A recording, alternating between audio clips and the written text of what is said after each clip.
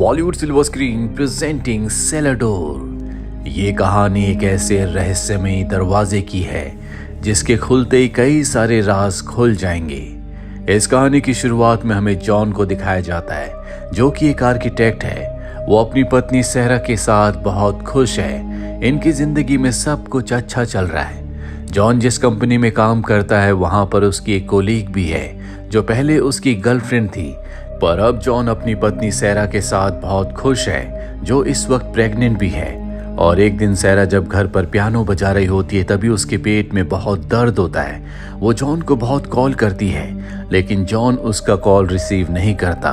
दरअसल इस वक्त जॉन ऑफिस में होता है। कुछ देर के बाद जब वो अपना फोन चेक करता है तो उसमें सहरा की बहुत सारी मिस्ड कॉल्स होती हैं। उसे पता चलता है कि सहरा हॉस्पिटल में है। वो सहरा से हॉस्पिटल मिलने जाता है जहां पर उसे पता चलता है कि उसका मिसकैरेज हो गया, जिस बात से सहरा और जॉन बहुत दुखी हो जाते हैं। इन दोनों ने इस घर में अपने होने वाले बच्चे के लिए बहुत सारे सपने देखे थे, इसीलिए अब सहरा का इस घर में दिल नहीं लगता।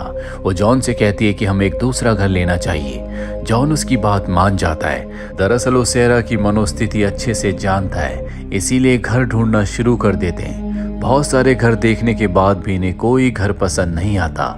इनकी जो रियल एस्टेट एजेंट होती है वो कहती है कि मेरा एक दोस्त है, मैं तुम्हें उससे मिलवाना चाहती हूँ, शायद उसके पास कोई सॉल्यूशन हो। और अब वो एजेंट इन दोनों को अपने दोस्त के घर ले जाती है जो शहर से थोड़ा सा बाहर होता है। ये घर बहुत ही आलीशान है जहाँ पर इस घर का ओनर जिसका नाम एमिड है वो सहरा और जॉन का वेलकम करता है। इन दोनों को ये एमिड का नेचर बहुत पसंद आता है। वो अपना पूरा घर इन्हें दिखाता और बताता है कि पिछले 10 सालों से मैं इस घर को रेनोवेट कर रहा हूँ, लेकिन इस घर से मुझे कभी खुशियाँ नहीं मिली। एक बार मुझे इस घर से खुशियाँ मिली थी जब मेरी पत्नी मेरे साथ थी। इस वक्त उसकी पत्नी उसके साथ नहीं होती। उसकी पत्नी कहाँ गई, उसका क्या हुआ, इस बारे में एमिड इन दोनों को कुछ नहीं बताता। एमिड पूछता है कि तुम नया घर क्यों खरीदना चाहते हो। सहरा कहती है कि हम पुरानी यादों को पीछे छोड़कर एक नई शुरुआत करना चाहते हैं। एमिड कहता है कि ये बहुत अच्छी बात है, हर एक इंसान को जिंदगी में नई शुरुआत करने का मौका मिलना चाहिए। ये दोनों देखते हैं कि यहाँ पर बहुत सारे हथियार भी हैं। एमिड बताता है कि ये हथियार इस घर से जुड़े हुए हैं। इस घर की खुदाई के दौरान हमें ये मिले थे, इसीलिए मैंने इन्हें घर पर ही रखा हुआ है। ये सब के सब रात को बहुत अच्छा टाइम स्पेंड करते हैं। एमिड कहता है कि आज रात को तुम दोनों यहीं पर रुक जाओ। सहरा उसकी बात मान जाती है। अगली सुबह दोनों के दोनों जब उठते हैं तो ये देखते हैं कि एमिड घर पर नहीं है। उसने इन दोनों के लिए एक लेटर छोड़ा होता है जिसमें लिखा होता है कि ये घर मैं तुम्हें दे सकता हूँ, यहाँ तुम अपनी जिंदगी की नई शुरुआत कर सकते हो। बस एक ही शर्त है, नीचे एक दरवाजा है जो कि बेसमेंट यानी कि तहखाने का है, उस दरवाजे को कभी मत खोलना। अगर तुमने उस दरवाजे को खोला तो मैं तुमसे घर वापस ले लूंगा, और अगर तुम घर को नहीं खोलते तो तुम हमेशा यहाँ पर रह सकते हो, ये घर तुम्हारा हो जाएगा। सहरा और जॉन को ये बात बहुत अजीब लगती है, लेकिन इन दोनों को ही ये घर बहुत पसंद होता है। ये दोनों यहाँ पर रहना चाहते हैं, लेकिन जॉन के दिमाग में बहुत सारे सवाल होते हैं कि नीचे तहखाने में क्या है, क्यों इन दोनों को दरवाजा खोलने से मना किया गया। सहरा उसे समझाती है कि हमें इस बात से कोई लेना देना नहीं कि वहाँ पर क्या है, ये बहुत ही आलीशान घर है, हम यहाँ पर अपनी जिंदगी की नई शुरुआत कर सकते हैं।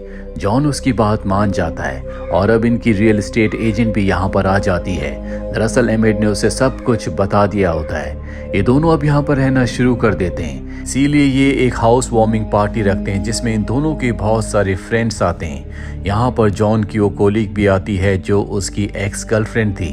दरअसल जॉन ने उसे इनवाइट नहीं किया था, वो बिना इन्विटेशन के पार्टी में आ गई थी। जॉन उसे अकेले में ले जाता और बताता है कि अब मैं शादीशुदा हूँ, मैं अपनी पत्नी के साथ बहुत खुश हूँ, हमारा जो रिश्ता था वो खत्म हो चुका है।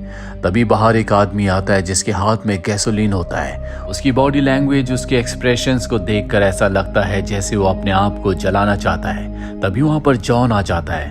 वो बताता है कि पहले मैं भी इस घर में रहा करता था, इससे पहले कि बहुत देर हो जाए सब कुछ खत्म कर देना। ये कहकर वो आदमी वहाँ से चला जाता है।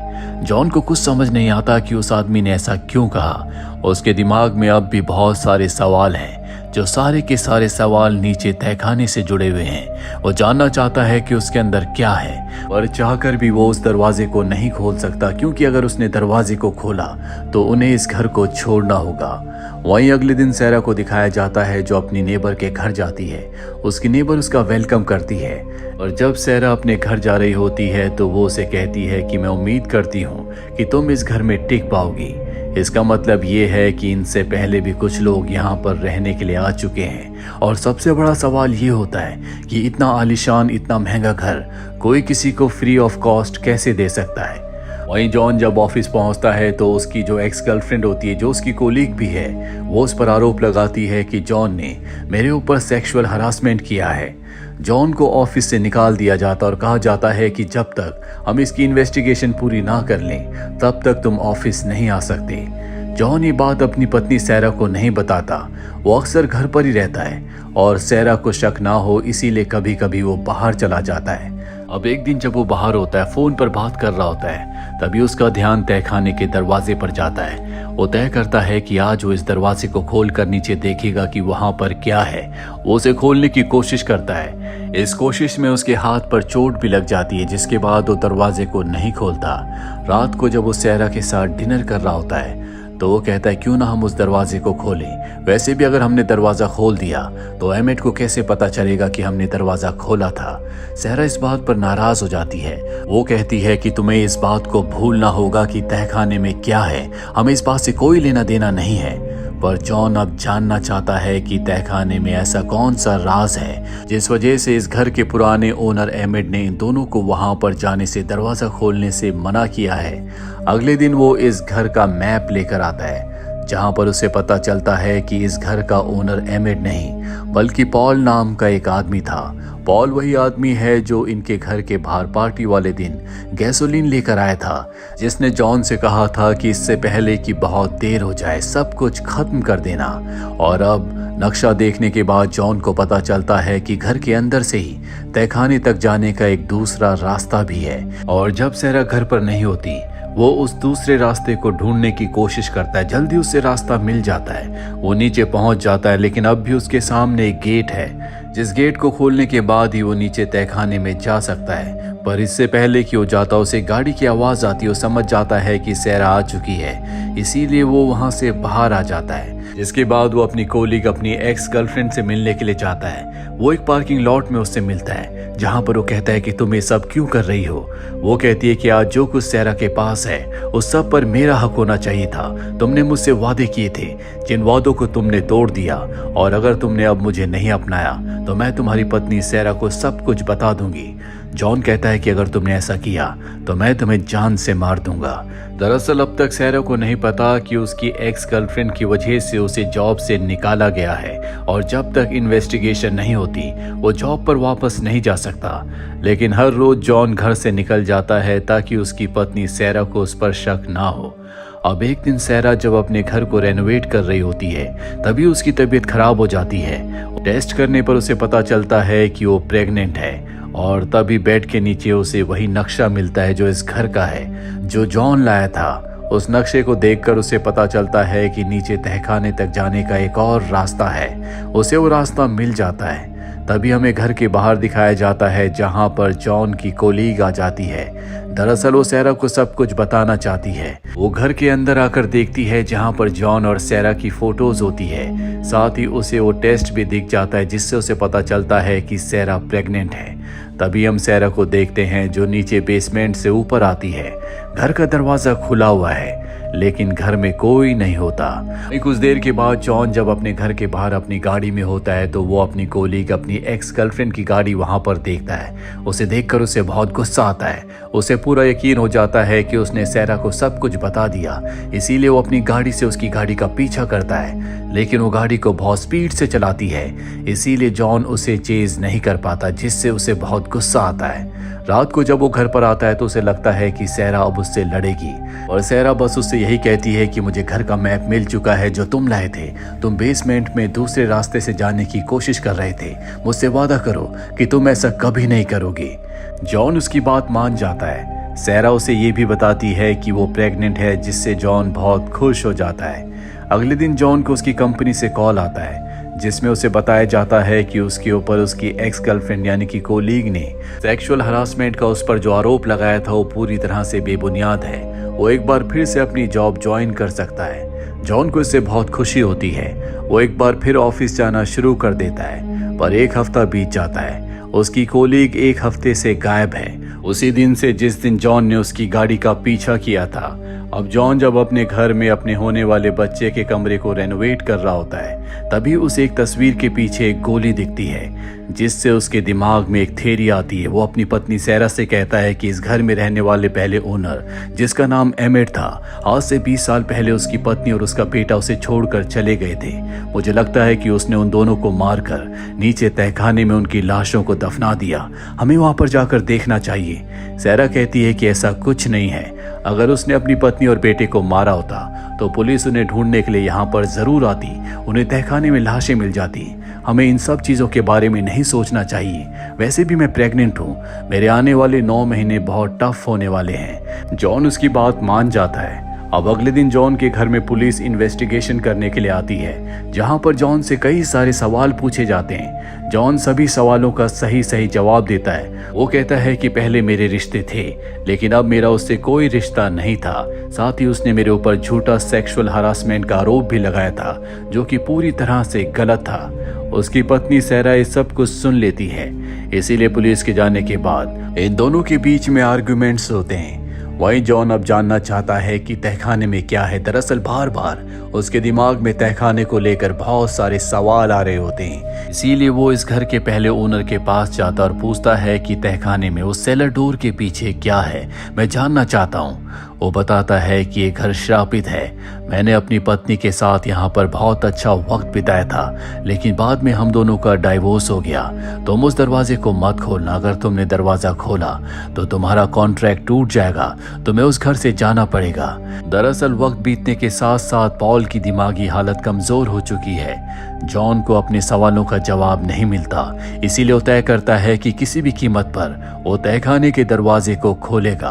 वो घर जाकर उस सेलर डोर का तहखाने के दरवाजे का ताला तोड़ देता है, पर इससे पहले कि वो उस दरवाजे को खोलता, सैरा पीछे से आकर उसके सर पर वार करती है, जिससे वो बेहोश हो जाता है। और जब उसे होश आता है तो घर के अंदर होता है। सैरा उसके सामने होती है। वो पूछता है कि तुमने ऐसा क्यों किया। सैरा कहती है कि अगर तुमने उस दरवाजे को खोला तो मेरे बहुत सारे राज खुल जाएंगे। वो समझ जाता है कि उसकी कोलीग को और किसी ने नहीं बल्कि सैरा ने ही मारा है। जॉन पूछता है कि तुमने ऐसा क्यों किया। सैरा कहती है कि उस दिन वो हमारे घर पर आई थी और वो कह रही थी कि जो कुछ आज तुम्हारे पास है उस सब पर मेरा हक है। वो मुझसे तुम्हें छीनना चाहती थी। मैंने उससे ऐसा कहने से मना भी किया, लेकिन वो बार बार एक ही बात को बोल रही थी और धीरे धीरे मेरी तरफ बढ़ रही थी। इसीलिए मेरे हाथ में जो गन थी मैंने उससे गोली चला दी, जिससे उसकी मृत्यु हो गई। दीवार पर जो गोली जॉन को मिली थी वो गोली उन्हीं गोलियों में से एक थी जो उसने जॉन की एक्स गर्लफ्रेंड यानी कि कोली के ऊपर चलाई थी। वो बताती है कि उसे मारने के बाद उसकी बॉडी को मैंने नीचे बेसमेंट में छुपा दिया, जिसके बाद में उसकी गाड़ी लेकर यहाँ से निकल गई और जंगल के बीचों बीच छोड़ दिया। जॉन को समझ में आ जाता है कि उस दिन जब वो अपनी कोलीग की गाड़ी का पीछा कर रहा था तो उसे सैरा चला रही थी। जॉन कहता है कि मैं पुलिस को सब कुछ बता दूंगा। वो कहती है कि ऐसा मत करना, अगर तुमने ऐसा किया तो पुलिस तुम्हें पकड़ लेगी, क्योंकि मैं सरकारी गवाह बन जाऊंगी। मैं कहूंगी कि तुमने ही अपनी कोलीग को मारा है, क्योंकि वो तुम्हें ब्लैकमेल कर रही थी। वो तुम्हें अपनी जिंदगी में शामिल करना चाहती थी और तुम अपने परिवार को नहीं खोना चाहते थे, इसीलिए तुमने उसे मारकर उसकी बॉडी को नीचे बेसमेंट में छुपा दिया। पुलिस मेरी हर एक बात को मानेगी, क्योंकि हर एक बात तुम्हारे खिलाफ जाती है। जॉन को समझ में आ जाता है कि पुलिस कभी उसकी बातों का विश्वास नहीं करेगी। सैरा उसे प्यार से समझाती है कि हमारा बच्चा इस दुनिया में आने वाला है, हम उसके साथ एक नई जिंदगी की शुरुआत कर सकते हैं। मैं नहीं चाहती कि उसके होने के बाद उसे पता चले कि उसका पिता जेल में है। जॉन को उसकी बात माननी पड़ती है। वैसे भी उसके पास इसके अलावा और कोई दूसरा रास्ता नहीं होता।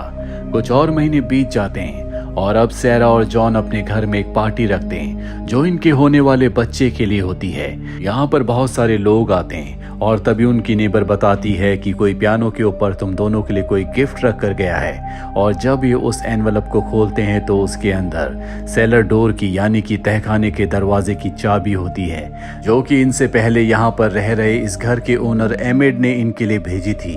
साथ ही एक लेटर भी होता है जिसमें लिखा होता है कि तुम अब उस दरवाजे को खोल सकते हो, लेकिन वहाँ पर जो राज हैं, जो वहाँ पर सीक्रेट्स हैं, तुम उन्हें एक्सेप्ट करने के लिए और बर्दाश्त करने के लिए तैयार रहना।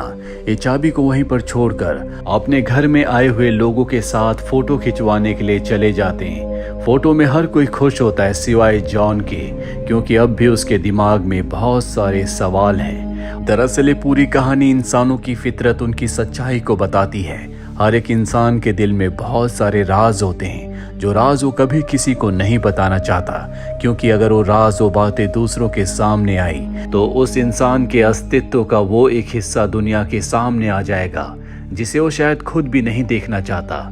और ऐसे राज, ऐसी बातें हर एक इंसान की जिंदगी का हिस्सा होती है, जिन्हें वो ताला लगाकर अपने दिल के अंदर हमेशा के लिए कैद रखता है, जिसकी चाबी वो कभी किसी को नहीं देना चाहता, क्योंकि वो नहीं चाहता कि कोई भी उन्हें देखे। सेलाडोर भी उसी चीज को रिप्रेजेंट करती है, जो एक तरह से इंसानों की जिंदगी का, उनके दिल का वो हिस्सा है जहां पर वो कभी नहीं चाहते कि कोई भी उसके अंदर झांके, किसी को भी उसके बारे में पता चले। आपकी इस बारे में क्या राय है, कमेंट बॉक्स में जरूर लिखें। उम्मीद करते हैं कि आपको ये कहानी पसंद आई होगी।